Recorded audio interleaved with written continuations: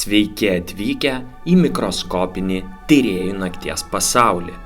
Apsidairykite aplink, atsidūrėte ypatingoje aplinkoje.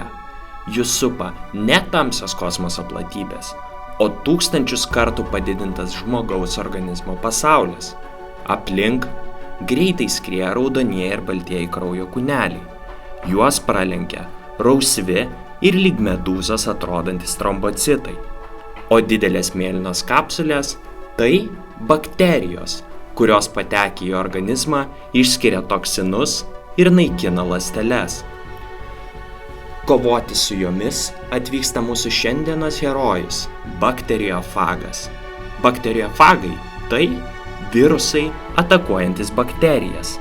Bakteriofagai gyvena visur aplink mus, atlikdami labai svarbų vaidmenį.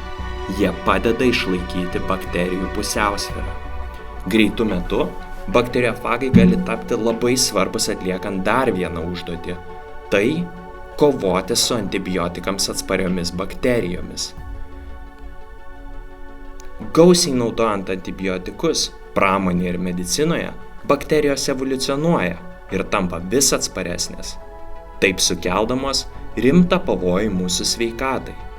Bet bakteriofagai, būdami natūralūs bakterijų priešai, gali mums padėti įveikti šias mutavusias bakterijas. Bakteriofagai turi uodegas, kuriomis prisitvirtina prie bakterijos. Prisijungdami prie jų, jie pasidaugina bakterijos viduje ir taip ją sunaikina. O bakterijai mirus pasiskleidžia aplink ir toliau tęsia savo misiją. Tad nepamirškite mūsų draugų bakteriofagų ir to, jog ne visi virusai yra blogi. Ačiū, kad keliavote kartu po virtualią realybę ir iki kitų susitikimų.